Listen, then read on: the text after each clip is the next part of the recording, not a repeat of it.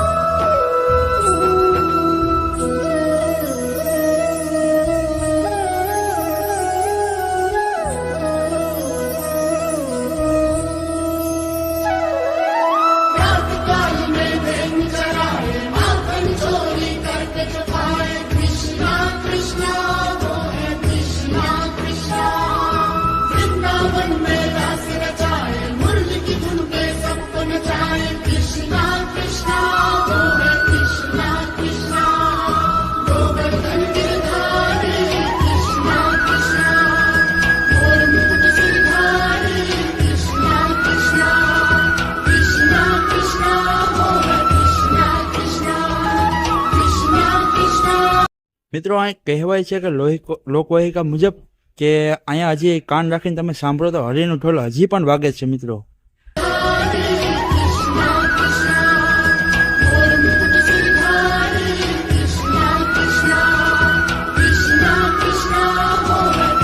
નમસ્કાર, મારું નામ માહિર વસ્તાભાઈ છે અને અહીંયા ગામનું નામ પણ અહીંયા વ્રજવાણી છે. તાલુકો રાપર છે, જિલ્લો કચ્છ ભુજ. આમ રાપરથી આમ કાઠિયાવાડમાંથી કોઈ પણ આવતું હોય તો એને સામેખિયારી, ચિત્રોડ, રાપર અને બાલાસર વાયા વ્રજવાણી. આમ આડેસર સાઈડથી આવતા હોય તો બેલા મોવાણા અને શિવગઢથી વાયા વ્રજવાણી. અને અહીંયાનો જે ઇતિહાસ છે કે જેમ ભગવાન કૃષ્ણ ગોકુળ, મથુરા અને વૃંદાવનમાં 3 રાસ ત્યાં પૂરા કર્યા હતા અને એક રાસ જે અધૂરો રહી ગયો હતો એ ભગવાને કીધું હતું હું ત્યાં વ્રજમાં પૂરો કરીશ. એટલે પ્રિય ભગવાનનું વ્રજ કહી શકીએ આપણે કે અહીંયા ચોથો રાસ પૂરો કરવા માટે ભગવાન ખુદ ઢોલી બનીને આવ્યા હતા. અહીંયા આજુબાજુ આહિર સમાજના 12 ગામ હતા. અત્યારે આપણે ગામ કહી શકીએ, પેલા નેહડા કહેતા હતા. એમનો પશુપાલનનો વિષય હતો કે જ્યાં સારો વગડો દેખાય અહીંયા ગામ વહેવી દેતા હતા. એટલે આજુબાજુના જે 12 ગામ આહિર સમાજના હતા. આપણે કેમ અત્યારે પાટ ઉત્સવ થતો હોય કે મેળો થતો હોય, સમાજ સંમેલન થતો હોય, એટલે 12 ગામની દીકરીઓ બધી અહીંયા ભેગા થયા અને એ બધા ભેગા થયા એટલે ભગવાન એમ થયું કે મારો જે ચોથો રસ અધૂરો છે એ પૂરો કરવા માટે ભગવાન ખુદ ઢોલી બનીને અહીં આવ્યા. તો ઢોલ વગાડ્યો. એ વખત તો ઢોલ આટલા બધા હતા નહીં અને ભગવાન જો ઢોલ વગાડે એટલે પછી તો તરત બાળીને હુરાતાન ચડ્યો એટલે બધી રાસ રમવા માટે તૈયાર થઈ ગયું. તો વૈશાખ મહિનાની 2, 3 અને 4 3 દિવસ 3 રાત કન્ટિન્યુ અહીંયા રાસ રમાડ્યો. દીકરીને એમ હતું કે જો ઢોલ બંધ કરે તો હું રાસ બંધ કરું.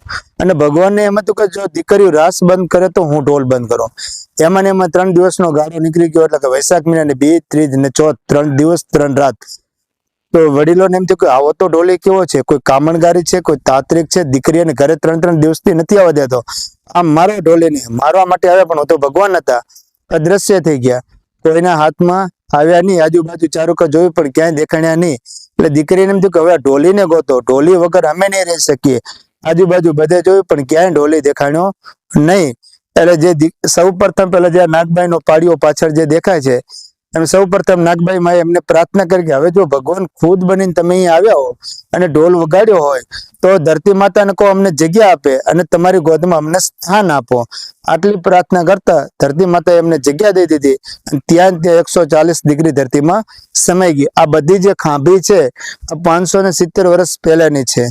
કે જ્યારે આ ઘટના ઘટી ત્યારે આ વડીલો બધા અહીંયા પાણી હરામ કરી નીકળી ગયા, પણ એક કામ સારું કરતા ગયા હતા કે જ્યાં જ્યાં દીકરી ધરતીમાં સાંભળી એક એક ખાંભી લગાવતા ગયા. આજની વર્ષો પછી ગમે ત્યારે પેઢીની પેઢી જો ખાંભી હતી તો ત્યારે આપણે જાગૃત થયું. અને બધા દીકરીઓના નામ કે બારોટના ચોપડામાં હતા. 450 વર્ષ પહેલાનો ચોપડો હતો. અત્યારે ગવર્મેન્ટ કોર્ટ પણ બારોટના ચોપડાને માન્ય ગણે.